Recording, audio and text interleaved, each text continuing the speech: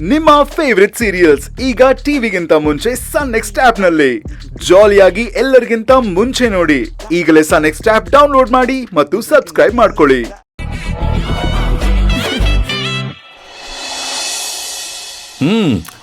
ಅಂತೂ ಇಂತೂ ಇಬ್ರು ಬೀಗ್ತಿಯರ್ ಸೇರ್ಕೊಂಡು ಪಲ್ಲವಿ ವಿಕ್ರಾಂತ್ ಮದುವೆ ಮಾಡೋದಕ್ಕೆ ದೊಡ್ಡ ಪ್ಲಾನ್ ಮಾಡ್ಕೊಂಡ್ಬಿಟ್ಟಿದ್ದೀರಾ. ನಾವೆಲ್ಲ ಎಷ್ಟೇ ಹೇಳಿದ್ರು ಅವರಿಬ್ರು ನಮ್ಮ ಮಾತೆ ಕೇಳ್ತಿಲ್ವಲ್ಲ ರೀ. ಹಾಗಂತ ನಾವೆಲ್ಲ ಸುಮ್ನೆ ಇದ್ಬಿಡಕ್ಕಾಗತ್ತಾ ಹೇಳಿ? ಆದ್ರೂ ಪಾಪ ಪಲ್ಲವಿ ಅದೆಷ್ಟು ಚಡಪಡಿಸಿದಳು. ವಿಕ್ರಾಂತ್ ಅಂತೂ ತುಂಬಾ ಬೇಜಾರು ಮಾಡ್ಕೊಂಡಿರ್ತಾರೆ. ಅವರಿಬ್ರಿಗೂ ಮುಂದೆ ಒಳ್ಳೇದಾಗ್ಬೇಕು ಅಂದ್ರೆ ನಾವೀಗ ಅವ್ರಿಗೆ ಬೇಜಾರು ಮಾಡ್ಲೇಬೇಕು ರೀ.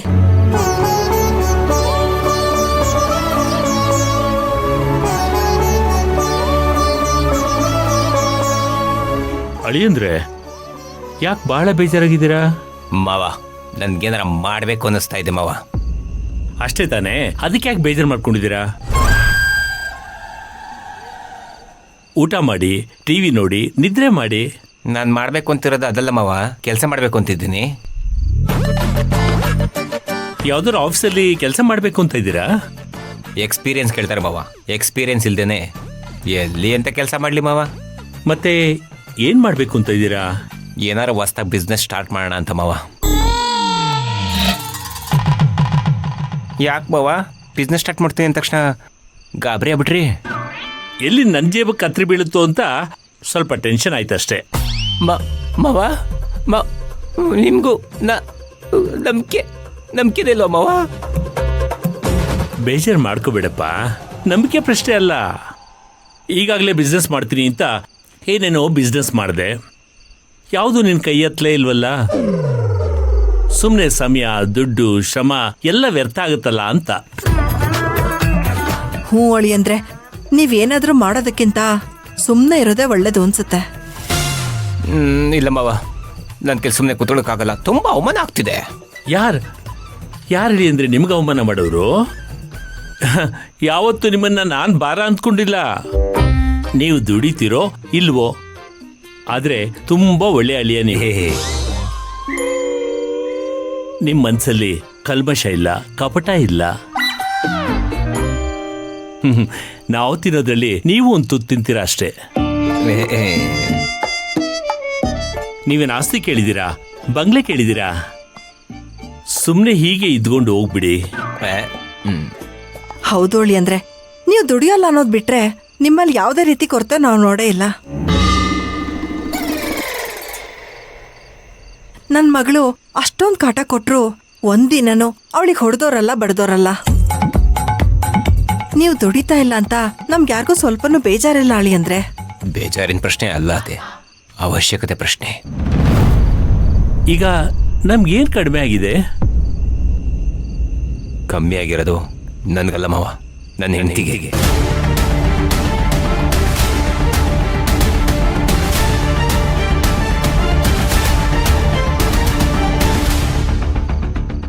ಅವಳು ಬಿಡಿ ಅಳಿ ಅಂದ್ರೆ ಆಕಾಶಕ್ಕೆ ಹೇಗೆ ಕೊನೆ ಇಲ್ವೋ ಹಾಗೆ ಅವಳ ಆಸೆಗಳಿಗೂ ಕೊನೆನೇ ಇಲ್ಲ. ಅವಳ ಮಾತ್ಗೆ ನೀವೇನೂ ತಲೆ ಕೆಡಿಸ್ಕೋಬೇಡಿ. ಅಲ್ಲ ಅತ್ತೆ, ಪಲ್ಲವಿ ಮದುವೆ ಆಗಿ ಹೋಗ್ಬಿಟ್ರೆ ಮನೇಲಿ ಊಟಕ್ಕೆ ಪರಿಸ್ಥಿತಿ ಏನು ಅಂತ ಯೋಚನೆ ಮಾಡ್ತಿದ್ದಾಳೆ. ಅದಕ್ಕೆ ಮದುವೆ ನಿಲ್ಲಿಸ್ತೀನಿ ಅಂತ ಕೂತಿದ್ದಾಳೆ. ಅವಳಿಗಿನ್ನೂ ಬುದ್ಧಿನೇ ಬರ್ಲಿಲ್ವಾ ರೀ? ನಾವೊಂದು ಕೆಲಸ ಮಾಡೋಣ, ಅವಳನ್ನ ಕರ್ಕೊಂಡೋಗಿ ನಮ್ಮ ತಾಯಿ ಮನೆಗೆ ಬಿಟ್ಬಿಟ್ಟು ಬರ್ತೀನಿ. ಒಂದು 2-3 ತಿಂಗಳು ಅವಳಲ್ಲೇ ಬಿದ್ದಿರ್ಲಿ. ಅದೇ ಅಲ್ಲಿ ಬಿಟ್ರೆ ಅವಳಿಗೇನು ವಾಪಸ್ ಬರಕ್ಕೆ ಗೊತ್ತಾಗಲ್ವಾ? ಅವಳೇನು ಚಿಕ್ಕ ಹುಡುಗಿನ. ಇವಾಗ ಅವಳನ್ನು ಸಮಾಧಾನ ಪಡಿಸೋದಕ್ಕಿರೋದು ಒಂದೇ ದಾರಿ. ನಾನು ದುಡಿಯೋಕ್ಕೆ ಹೋಗಲೇಬೇಕು ಮಾವ. ಅವಳಿಗೇನು ದುಡ್ಡು ಬೇಕೋ ಆ ದುಡ್ಡನ್ನು ನಾನು ಸಂಪಾದನೆ ಮಾಡಿಕೊಡ್ತೀನಿ. ಆಗ ಮಾತ್ರ ಪಲ್ಲವಿಗೆ ಮುಕ್ತಿ. ನಿನ್ನ ಕೈಲಿ ಆಗಲ್ಲ, ಮಾಡಬೇಡ ಅಂತ ದಯವಿಟ್ಟು ಹೇಳಬೇಡಿ ಮಾವ.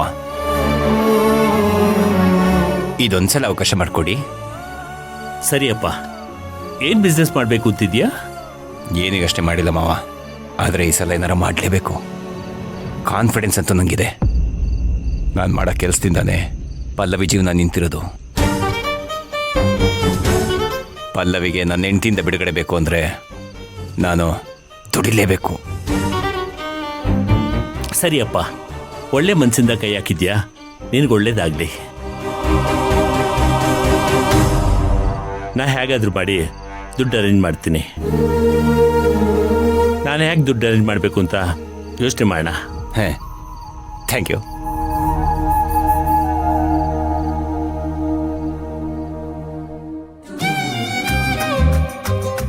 ತೇಜು, ಏನು ಮಾಡ್ತಿದ್ಯಾ? ಹೋಮ್ವರ್ಕ್ ಮಾಡ್ತಿದ್ದೀನಿ ಅಜ್ಜಿ. ಹೋಮ್ವರ್ಕ್ ಆಮೇಲೆ ಮಾಡ್ಬೋದು ಕಣೋ ತೇಜು. ಬಾ ಊಟ ಮಾಡು. ಪಪ್ಪನೂ ಬರ್ಲಿ, ಪಪ್ಪ ಬಂದ್ಮೇಲೆ ನಾನು ಬರ್ತೀನಿ. ತೇಜು, ನನಗೆ ಸ್ವಲ್ಪ ಕೆಲಸ ಇದೆಯಪ್ಪ, ನೀನ್ ಅಜ್ಜಿ ಜೊತೆ ಹೋಗಿ ಊಟ ಮಾಡೋಗು. ಗುಡ್ ಬಾಯ್. ಇಲ್ಲ ಪಾಪ, ನಾನು ನಿನ್ ಜೊತೆನೆ ಊಟ ಮಾಡ್ಬೇಕು. ನೋಡೋ ವಿಕ್ರಾಂತ್, ತೇಜು ಎಷ್ಟು ಆಸೆ ಪಡ್ತಿದ್ದಾನೆ ಅಂತ. ಆ ಟ್ಯಾಬ್ ಕುಟ್ಟಿದ್ ಸಾಕು, ಎದ್ದು ಬಾರೋ. ಅಮ್ಮ, ಇವತ್ತು ಫೈನಲ್ ರಿಪೋರ್ಟ್ ಸಬ್ಮಿಟ್ ಮಾಡಬೇಕು. ಲಾಸ್ಟ್ ಮಿನಿಟ್ ಚೆಕಿಂಗ್ ಮಾಡ್ತಾ ಇದ್ದೀನಿ. ಟೈಮ್ ಬೇರೆ ಇಲ್ಲ ಅಮ್ಮ. ಪ್ಲೀಸ್ ನೀವಾಗ ಊಟ ಮಾಡ್ತೀರಿ, ನಾನು ಬಂದ್ಬಿಡ್ತೀನಿ. ಯಾವಾಗ್ಲೂ ಇದೇ ಆಯ್ತು. ನಿಮ್ಗೆಲ್ಲ ಟೈಮ್ ಊಟ ಮಾಡಿ ಅಂತ ತಲೆ ಮೇಲೆ 4 ಕುಟ್ಕೋರು ಯಾರು ಇಲ್ಲ ನೋಡು. ಅದಕ್ಕೆ ಹೀಗಾಡ್ತೀರಾ. ಅದಕ್ಕೆ ಅಂತ ತಾನೇ ಒಬ್ರನ್ನ ಮನೆಗೆ ತುಂಬಿಸ್ಕೋತಾ ಇದ್ದೀರಾ. ಅವರು ತಲೆ ಹೊಡಿಯೋರೆ. ಅವಳು ನಿನ್ ತಲೆ ಮೇಲೆ ಕೊಡ್ತಾಳೋ ಅಥವಾ ಅವಳು ನಿನ್ ತರಾನೇ ರಾತ್ರಿ ಪೂರ್ತಿ ಲ್ಯಾಪ್ಟಾಪ್ ಇಟ್ಕೊಂಡು ಕೆಲಸ ಮಾಡ್ತಿರ್ತಾಳೇನೋ, ಒಂದು ಗೊತ್ತಿಲ್ಲ. ಪಪ್ಪ ಯಾರು? ತೇಜು, ಯಾರು ಇಲ್ಲ. ನೀನು ಹೋಗಿ ಊಟ ಮಾಡಪ್ಪ. ಇಲ್ಲ ಪಪ್ಪ, ನೀವು ಬನ್ನಿ. ತೇಜು. ಏ ವಿಕ್ರಾಂತ್, ತೇಜು ಅಷ್ಟೊಂದು ಕೇಳ್ಕೋಬೇಕೇನೋ? ಅಮ್ಮ, ಒಂದ್ 10 ನಿಮಿಷ ಟೈಮ್ ಕೊಡಿ, ಅಷ್ಟ್ರಲ್ಲಿ ಮುಗಿಸಿ ಬಂದ್ಬಿಡ್ತೀನಿ. ಇವನ್ನ ಕರ್ಕೊಂಡು ಹೋಗಿರಿ ಊಟ ಕೆಳಗೆ. 10 ನಿಮಿಷ ಅಂದ್ರೆ 10 ನಿಮಿಷ ಅಷ್ಟೇ. 10 ನಿಮಿಷದಲ್ಲಿ ಡೈನಿಂಗ್ ಟೇಬಲ್ ಹತ್ರ ಬಂದಿಲ್ಲ ಅನ್ಕೋ, ನಾನು ಏನ್ ಮಾಡ್ತೀನೋ ನನ್ಗೆ ಗೊತ್ತಿಲ್ಲ. ಏ ತೇಜು, ನೀನ್ ಬಾರೋ. ಪಪ್ಪ ಬರ್ತಾರಲ್ವಾ? ಬರ್ದೇ ಹೋದ್ರೆ ನಾನ್ ಬಿಡ್ತೀನಾ? ನೀನ್ ಬಾ.